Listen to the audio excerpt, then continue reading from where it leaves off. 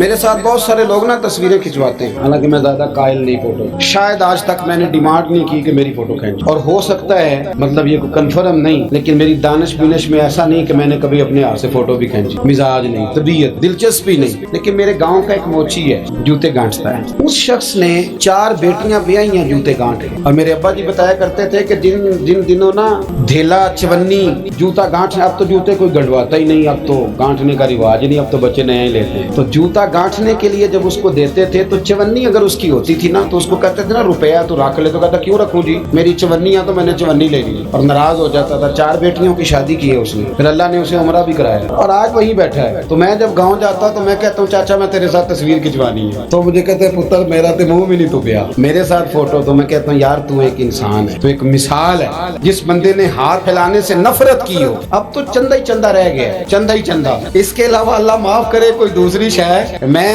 Glasgow میں تھا تو مجھے ایک صاحب کہنے لگے آپ نے کوئی اعلان چلان نہیں کرنا، مدرسہ نہیں ہے؟ میں نے کہا مدرسے بڑے ہیں پر اللہ کا فضل ہے، کیونکہ وہ نبی کریم کے نام کے ہیں تو ہمیں کبھی کمی کوئی نہیں آئی، کبھی نہیں کمزوری آئی، رونے کا مزاج بھی نہیں، وہ چل رہا ہے مدرسہ۔ تو میں نے کہا آپ کیا سمجھتے ہیں جو یہاں آیا ہے وہ چندے لے نہیں آیا ہے؟ کیا مزاج آپ لوگوں نے بنا لی، اس سے نکلیں۔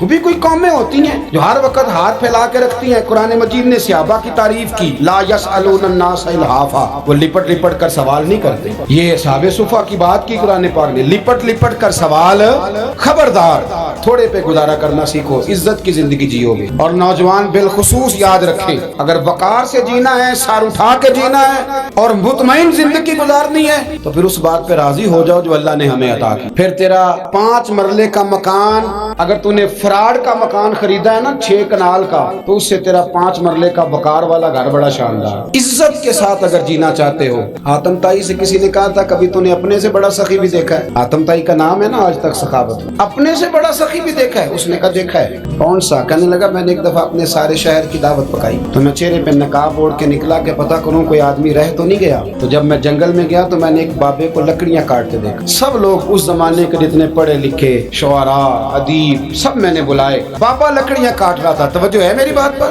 کہتے میں اس کے قریب گیا، چہرے پہ نقاب تھا، میں نے کہا بابا جی آپ کو نہیں پتا آج حاتم طائی کی دعوت ہے؟ کہنے لگا بیٹے پتہ ہے، تو میں نے کہا جانا نہیں؟ کہتے بابے نے عجیب جواب دیا، کہنے لگا مجھے نا اپنے ہاتھوں کی کمائی کا چسکا لگ گیا۔ کس کا چسکا؟ ہاں آج کل چسکا یہ ہے کہ کسی کو پارٹی کیسے ڈالنی ہے، کیسے مفت کی روٹی کھانی ہے۔ کس کا چسکا لگ گیا؟ اپنے ہاتھوں کی۔ بولیے میرے نا مدرسے میں ایک لائق بچہ پڑھتا ہے، مالدار گھرانے کا تھا، تو تھوڑی سی نا آپ کو پتہ ہے دوران طالب علمی ہمیں بھی بڑے بہانے آتے تھے تو یہ چیزیں یاد آتی ہیں، تو تھوڑا آگے پیچھے ہوتا تھا۔ مدرسے میں کام ہو رہا تھا تو میں اس کو کھڑکی میں لے کے کھڑا ہو گیا، میں نے کہا بیٹے ایک چیز تجھے دکھانی ہے، جب تیرے سامنے بھنا ہوا گوشت رکھا جاتا ہے تو نخرے کرتا ہے، ادھر بھی آئے ایک نظارہ دے۔ مزدور نا سویرے 2 روٹیوں کے بیچ اچار رکھ کے لاتا ہے، اور جب وہ دوپہر کو کھانے لگتا ہے نا میرے بھائی تو وہ اچار اس کی روٹیوں کو بھی لگ جاتا ہے، پونے کو بھی لگ جاتا ہے، لیکن جب دوپہر کا وقت ہوتا ہے تو مٹی سے لتھڑے ہوئے ہاتھ پہلے وہ جا کے ٹوٹی پہ دھوتا ہے، پھر وہ کیا کرتا ہے کہ وہ پانی کا پیالہ خود بھر کے رکھتا ہے، توجہ میری بات پہ رکھیں، پھر وہ زمین پہ بیٹھتا ہے اور جب وہ پونا کھولتا ہے نا کبھی اسے کھاتے ہوئے دیکھو، یوں محسوس ہوتا ہے کہ دنیا کی ساری نعمتیں اس کے سامنے پڑی ہوئی، اور ٹیبل پر بیٹھ کر 22,000 کی روٹی کھانے والے اتنا شکر ادا نہیں کرتے جتنا وہ بندہ شکریہ ادا کرتا۔ یا اللہ تیرا شکر ہے، یا اللہ تیرا شکر ہے۔ اور ان کو لفظ نہیں سیدھے پڑھنے آتے، ویسے بھی لفظ تاثیر سے بنتے ہیں تلفظ سے نہیں، اہل دل آج بھی ہیں اہل زبان سے آگے، صحیح تلفظ نہیں ادا کرنا آتا، لیکن جب وہ ہاتھ باندھ کے کہتے ہیں نا یا اللہ تیرا شکر ہے تو یوں محسوس ہوتا ہے کہ روٹی تو اس بندے نے کھائی ہے، کھانا تو، ورنہ شادی کے موقع پر اتنا کھایا نہیں جاتا جتنا تباہ کیا جاتا ہے، کیونکہ مفت کا ہوتا ہے نا، مفت کا۔ تو یاد رکھیں محنت کی کمائی ایک حسن ہے، ایک وقار ہے۔ وہ جو بندہ 50 لاکھ روپیہ مہینے کا یا سال کا کماتا ہے وہ تو دیکھتا بھی نہیں بیچارہ پیسوں کو، وہ بینک میں آئے اور بینک سے ہی ساری زندگی اپنی دولت دیکھ سکتا، لیکن جو 600 روپیہ دیہڑی لیتا ہے نا اس کو جب شام کو ملتی ہے تو 3 دفعہ ہاتھ صاف کرتا اور 3 دفعہ بسم اللہ شریف پڑھتا ہے، اور پھر وہ جیب میں ڈالتا ہے، پھر وہ حساب کرتا ہے کہ 50 کہاں لگانے ہیں، 60 کہاں۔ تو خودداری سے جیو، باوقار رہو، باعزت رہو۔ حاتم طائی کہتے ہیں مجھے کہنے لگا کہ مجھے ہاتھوں کی کمائی کا چسکا لگ گیا، اب مفت کے دسترخوان پر مجھے مزہ نہیں آتا، تو کہتے میں تو بس اس کا فدائی ہو گیا۔ جب میں واپس آنے لگا تو اس نے مجھے آواز دی، میں واپس پلٹا تو کہنے لگا بیٹا آپ بھی دعوت پہ جا رہے ہیں؟ میں نے کہا ہاں، تو اس نے مجھے 5 دینار نکال کے دی، کہنے لگا یہ لے جاؤ، حاتم طائی کو نہ دینا، وہاں جو آدمی لنگر پکا رہا نا اسے دے دینا، یار بڑے بڑے لوگوں نے रोटी खानी है, चलो मेरा भी हिस्सा पड़ जाएगा। तो आतम ताई कहते हैं मैं घोड़े से गिर गया, चेहरे से कपड़ा उठाया और मैंने कहा बाबा मेरे सीने से लग, मैं तो अमीर हो के सखी हूँ ना, तू गरीब हो के बड़ा सखी है। आज समझ आई है तेरी सखावत की। पढ़िए ना हदीस पाक, हजरत अनस बिन मालिक कहते हैं एक शख्स ने आके कहा या रसूलल्लाह कुछ दीजिए, हुजूर मुझे कुछ बोलिए, और मेरे महबूब का दरवाजा वो है कि जहाँ से कभी कोई खाली गया ही नहीं, हुजूर कुछ दीजिए। तो नबी करीम अलैहिस्सलाम ने आज अलग बात कर दी, फरमाया तेरे पास कुछ भी नहीं? उसने कहा हुजूर मेरे घर में एक प्याला है और एक कंबल है ओढ़ने का। इतना गरीब को बंदा इस वक्त बैठे महफिल में जिसके घर में एक ही प्याला हो, जो चुप है उनके बारे में क्या नजरिया इख्तियार करो? कोई ऐसा गरीब जिसके घर में एक ही प्याला हो, सिर्फ एक ही कंबल हो, लेकिन यहाँ बैठे मेरे समेत हर तीसरे बंदे को आप पूछ लें कि हालात क्या हैं तो कहेगा दुआ करो, बड़ी मुश्किल है। इतना गरीब कोई बंदा मौजूद है, लेकिन आप किसी को पूछ ले वो कहेगा जी बस दुआ करें। कोई ऐसा पीर मिल जाए जो मुझे अल्लाह दीन का चिराग दे दे ताकि नोट किसी तरीके आए। और वो नाथ हाँ जो कहता है कि कौन देता है देने को मुंह चाहिए, देने वाला है सच्चा, वो भी कहता है पहले 25,000 दो।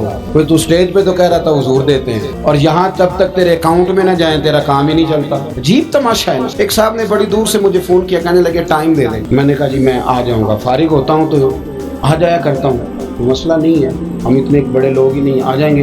कहने लगा जी आप बताएं मतलब अकाउंट नंबर दे दें। मैंने कहा यार आपने गलत जगह फ़ोन कर लिया, मैंने तो बताया कि वो तो बड़े लोग होते हैं, तो हमें पता है अपनी हैसियत का, इंशाल्लाह हाजिर हो जाएंगे, आपसे बात होगी। कहने लगे नहीं आपको बताना ही पड़ेगा, कुछ बताएं कुछ बताएं। मैंने कहा कुछ भी नहीं, मैं इंशाल्लाह हाजिर होऊंगा। अल्लाह ने मुझे तौफीक दी है, मैं शाम को बड़ी ज़बरदस्त खाना अपने बच्चों में अच्छा बैठ के खाता हूँ। एक गाड़ी है जिस पे सफ़र करता हूँ, अगरचे मकान मेरा 2 कमरों का है, और कभी अल्लाह ताला ने मेरे दिल में ये तमन्ना पैदा नहीं की कि कोई बहुत बड़ा हो तो गुजारा सही हो। मैं बड़ी इत्मीनान बख्श जिंदगी गुजारता हूँ, तो मुझे मैं आ जाऊंगा। कहने लगे नहीं तुम्हारी मेहरबानी कुछ दसो। मैं कहा 3 करोड़ रुपया दे। कितना जी? अल्लाह जानता है, हंसाने के लिए बात नहीं कर रहा, और मस्जिद में ऊंचा हंसे भी ना। कितने दें? जी ये तो आपने क्या कह दिया। मैंने कहा यार अगर मैंने अपने लफ्ज ही बेचने हैं तो अब मैं 25-40 हजार में बिक जाऊँ? तो मैं तो समझता हूँ कि नबी पाक का फरमान बड़ा कीमती है, तो रेट लगाऊं तो मेरी हैसियत ये हो कि 40,000 रुपया।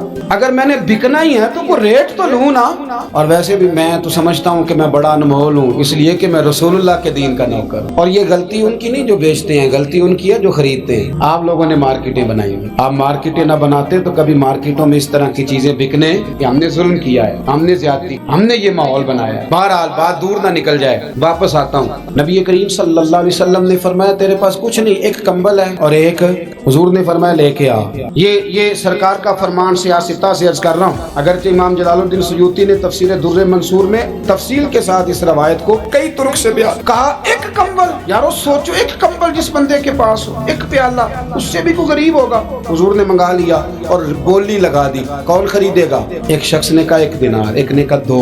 हुजूर ने 2 दिनार में बेच दिया। वो बोला नहीं कि हुजूर 2 ही तो चीजें थी, वो भी बेच दी आपने। अल्लाह के रसूल ने फरमाया 1 दिनार का खाना ले जाओ और 1 दिनार का कुलाड़ा खरीद के लाओ। वो लाए। हजरत अनस कहते हैं बंदा बड़े नसीबों वाला था। वो जब कुलाड़ा खरीद के लाया तो उसमें दस्ता मेरे नबी ने दस्ते मुबारक से लगाया, हुजूर ने दस्ता लगाया और फरमाया ये ले जंगल में जा। मुसलमानों ये मेरे रसूलुल्लाह की तालीम है। नौजवानों गौर करो, अगर मुआशरे को संवारना है तो पर मेहनत करो।